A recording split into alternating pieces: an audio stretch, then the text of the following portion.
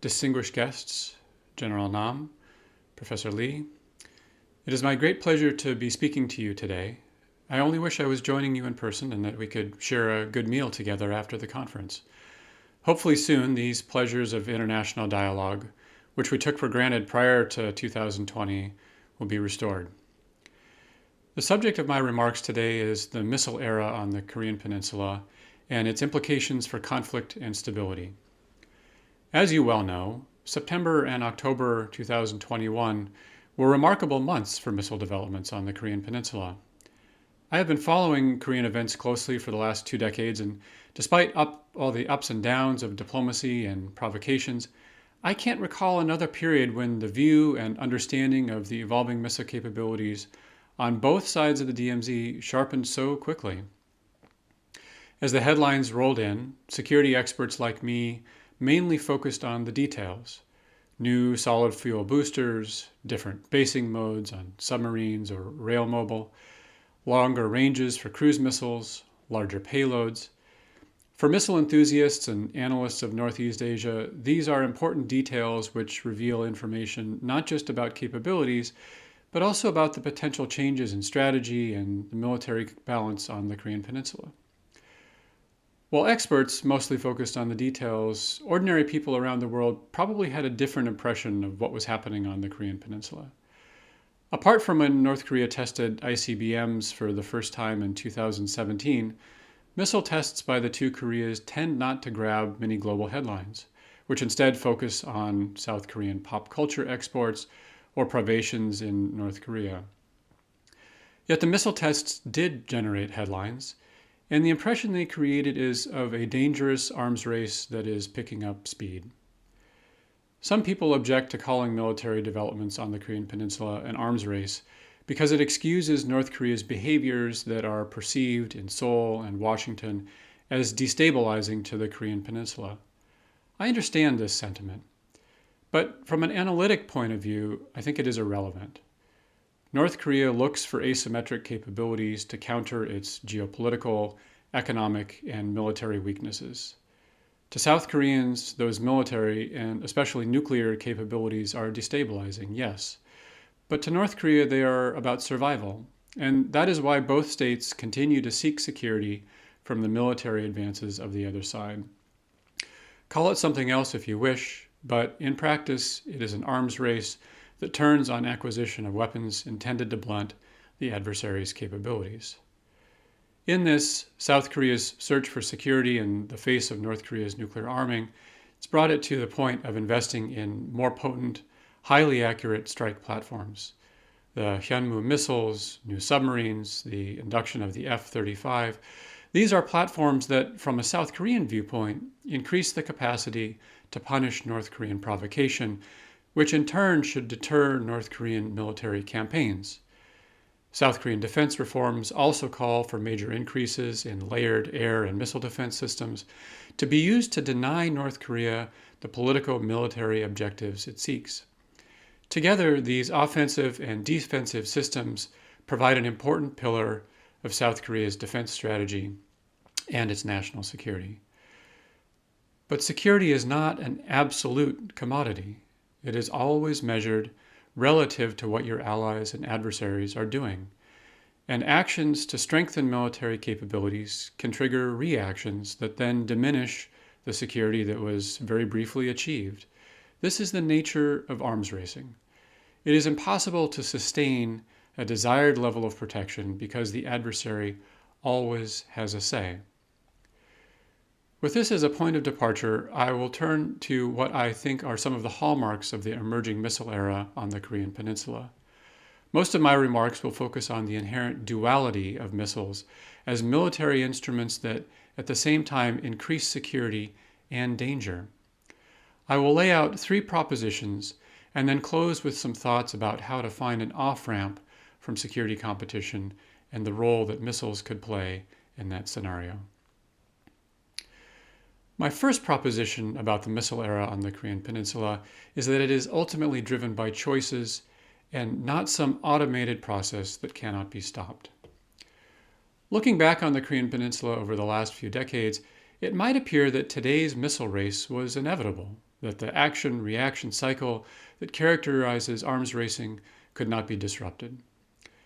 By the late 1980s, as South Korea's economy revved up and the Soviet support system to North Korea began to fray, it became apparent that at some point the military balance on the Korean Peninsula, which had favored North Korea basically since 1954, would tilt in South Korea's favor. Amidst the breakup of the Soviet Union and democratization of governments in East and Central Asia, Kim Il-sung presumably concluded that the best and perhaps only bulwark to keep these forces from consuming North Korea would be nuclear weapons. Of course, fears of North Korea's nuclearization and the slow improvements to its ballistic missile forces eventually galvanized South Korea's missile defense programs alongside its own efforts to develop offensive missiles. The KAMD concept began to take off from the late 2000s with some urgency given nuclear developments in North Korea. Missile defenses have a simplistic logic that can appeal to worried publics.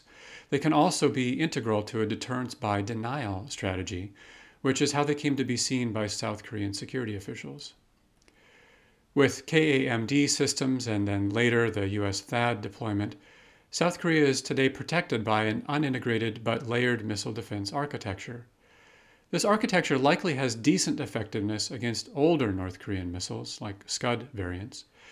Accordingly, in reaction, North Korea began to develop capabilities to defeat missile defenses. Some of these are newer missiles that can fly faster and with flattened re-entry trajectories, such as the KN-23. Some involve techniques, such as salvo launching or lofted trajectories, to overwhelm missile defense radar and fire control systems. South Korea reacted to these developments by doubling down on the use of offensive missiles for deterrence by punishment, larger and more precise payloads, and pronouncement of a Korea Massive Punishment and Retaliation Program, aided by the relaxation and ultimately the removal of the missile guidelines with the United States. North Korea, presumably concerned about South Korea's burgeoning kill chain capability, has been hard at work to bolster the survivability of its missiles, with new mobile basing options and a submarine-launched ballistic missile for its nuclear weapons. It is worth pointing out that this selective history of security developments is of course missing key elements, especially the numerous instances in which South Korea and the United States sought to negotiate freezes or other constraints on North Korea's nuclear and conventional military capabilities. Despite those efforts, the missile race has clearly taken shape and appears set to continue. Where might it go from here? In projecting the future, I think there is a tendency to focus on the new and novel, like tactical nuclear weapons, hypersonic missiles, or gliding delivery vehicles like the one purportedly tested by North Korea last month. These are interesting developments to track, but do not change the fundamentals in my view. North Korea's existing ballistic and cruise missiles already have high penetrability. Different delivery trajectories or vectors to improve penetration will only work at the margin. Absent major changes in South Korea's missile defense architecture, such as joining a regional network that would enable boost phase intercept, North Korea's probability to successfully strike targets will remain high. The point I want to underscore here in reviewing these developments is that none of this was actually inevitable, despite how it appears. It may have been very difficult to avoid. Again, multiple negotiations to stop it failed. But at each turn of this spiraling action-reaction cycle, there were options available to leaders. And at each juncture, they chose to pursue capabilities that might improve security for a time, but which would inevitably invite reactions that in the end leave the Korean Peninsula in a more precarious place. This is not to blame South Korean or US leaders for their choices. There are political compulsions that constrained their decisions. The same phenomenon is visible in the United States today, where the clamor to compete with China is feeding desires for more and better weapons that purport to make us more secure, a compulsion that is difficult for politicians to ignore. Indeed, they try to harness these sentiments to gain popular support. Inevitably, however, competition means strengthening capabilities in ways that also deepen arms racing and security spirals. Yet it need not. other options to manage competition are available and worth exploring, an idea I will return to in a few minutes. The second proposition I want to suggest is about what has changed in the security landscape with the introduction of missiles. It verges on truism, but I'll say it anyway. The missile era on the Korean Peninsula is not merely the old era, but now with missiles. It is a fundamentally new and different era in important respects, especially as it relates to the necessity of avoiding conflicts that could escalate into a total war. There are a number of new challenges that come with the missile era and the demands it places on maintaining survivable punitive strike capabilities. Among them, mobility, intelligence, surveillance, and reconnaissance, and of course, command and control.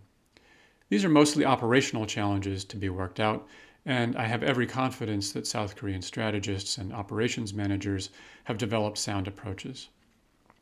Let me focus instead on three hallmarks of the missile era that are more at the strategic level and which may feel less obvious. So first, the shift towards missiles has changed the military geography on the Korean Peninsula. To my mind, it is now clearly an offense-dominant theater, much more so than in the past when mountains and seas gave the defense certain advantages. But with missiles, the offense is perceived to have more initiative. And whichever side uses missiles first against priority military targets will gain a significant advantage over the adversary. That incentive creates crucial decision pressures on military and civilian leaders who have to choose very carefully how to respond during military crises and under what conditions to escalate a conflict. Often these pressures are boiled down to the use or lose axiom, but I think that is too simplistic. A Cold War term that better fits this situation is escalation dominance, how the two sides evaluate the potential to achieve and sustain a military advantage such that the other side would choose not to escalate because it would suffer retaliatory damage disproportionate to the preceding injury. As an aside, this situation does not favor South Korea in my view. It simply has more to lose at any given rung on the escalation ladder, whatever capabilities it might possess. By this I mean that escalation dominance is easier for North Korea to achieve because the relative economic, military, and human security costs of potential conflict invariably will be higher for South Korea. Given its technology and export-driven economy, its wealth and status compared to North Korea, and its democratic system of government, any South Korean leader will have to think very carefully about the risks of escalation and is therefore likely to be deterred from actions that carry high risk. The other side of the offense-dominant escalation coin is the challenge of escalation control. Thus far, crises on the Korean Peninsula have not involved the use of ballistic or cruise missiles, despite all the other provocations. That is a very important threshold, militarily and psychologically. If that threshold is breached, how could the ensuing conflict be managed or limited? How would South Korean leaders know that incoming North Korean missiles were armed with conventional warheads and not nuclear or other WMD? How would North Korean leaders know that incoming South Korean missiles were targeted purely at military sites and not at the leadership? The answer is they couldn't know, but the tendency will be to assume the worst, and with the worst-case assumption, the answer is often to escalate, and quickly. So the problem of offense dominance and escalation pressures is qualitatively different in the missile era.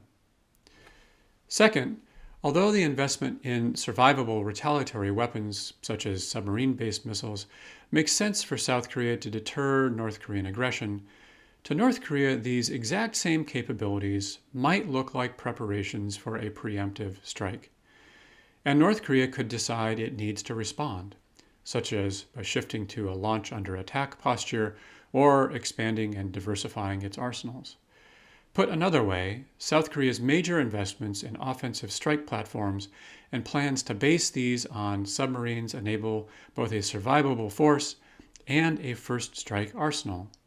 If you add to these strike capabilities the defensive KAMD and THAAD systems, If I was a military analyst sitting in Pyongyang interpreting this information, it looks like a damage limitation force, which is a problem from an escalation point of view.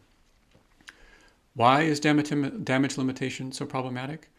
Well, it actually has many fans in the United States, and during the Cold War, the US government pursued damage limitation as a means to escape deterrence, a counterforce first strike to take out as many of the adversary's weapons as possible, and missile defenses to mop up those that you don't eliminate, thus limiting the damage your country suffers while leaving the enemy disarmed.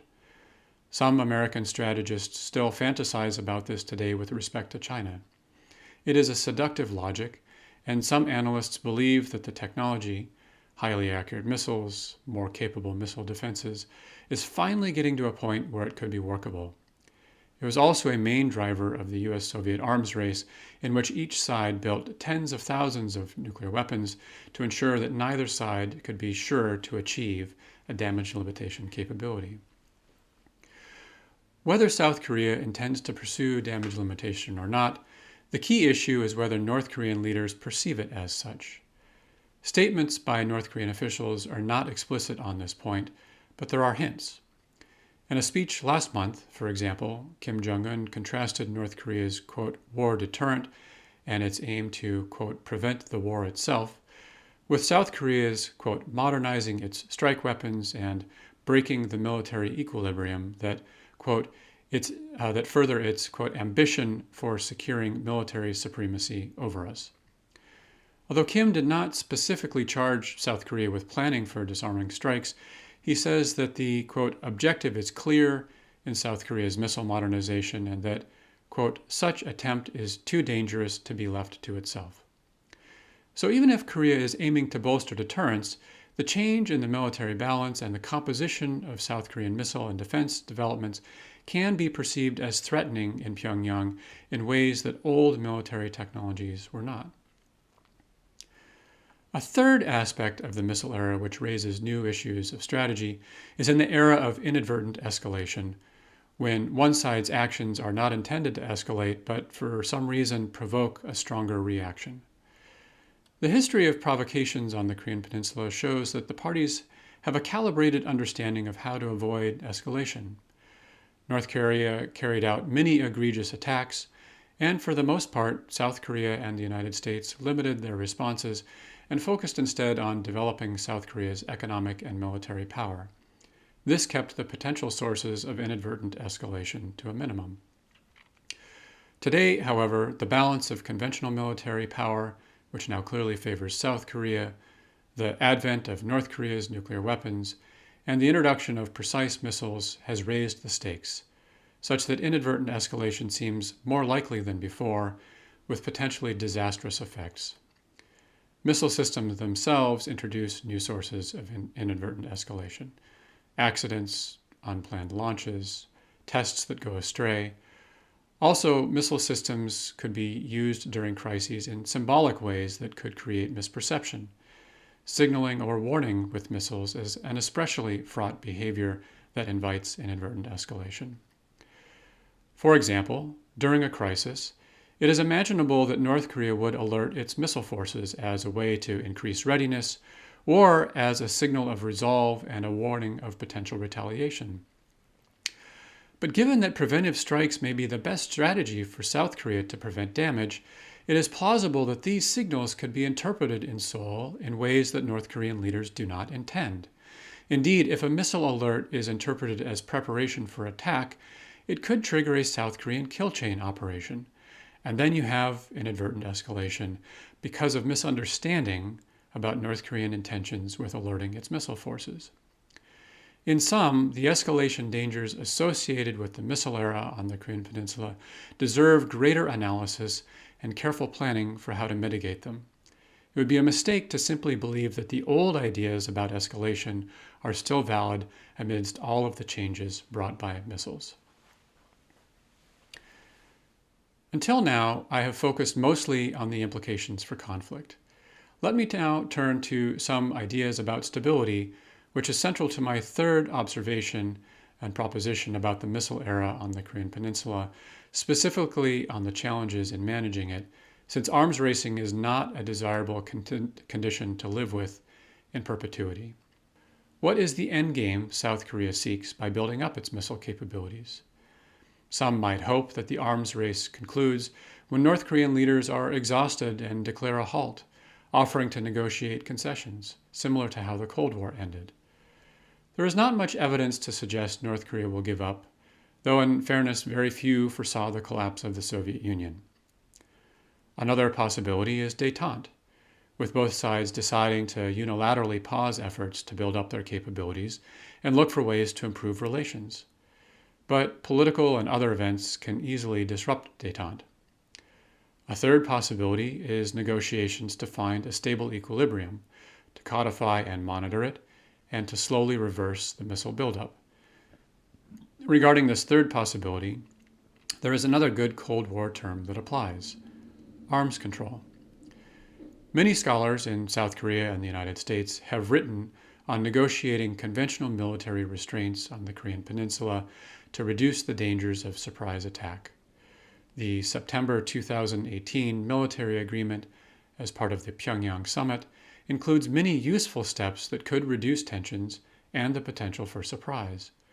But with both Koreas now in possession of growing missile arsenals and North Korea with nuclear weapons, stopping the arms race would require more than just addressing conventional arms and the threat of surprise attack.